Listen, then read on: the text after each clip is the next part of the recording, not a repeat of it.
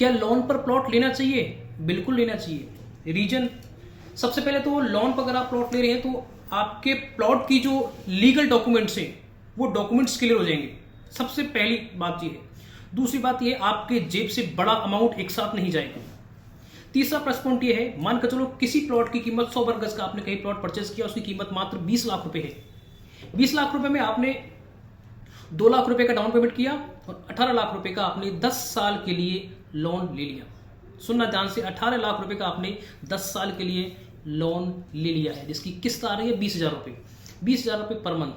Total 10 साल की मैं अगर बात करूं तो 10 साल में आपने जो इंटरेस्ट पे किया है वो किया है 8,20,000 रुपए।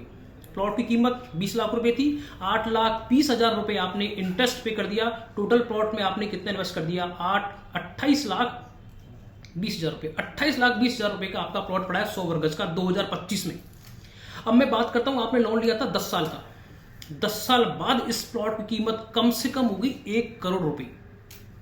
आप सोचिए, आपने पैसा इंस्टॉलमेंट में लगाया था, टोटल जो पैसा आपकी जेब से गया है 20 लाख प्लस 8,20,000, 28,20,000 रुपए गया है।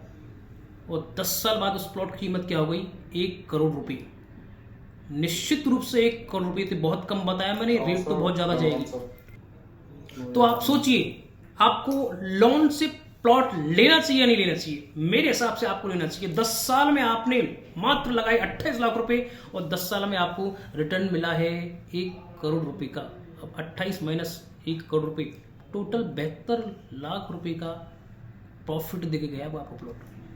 आप सोचो।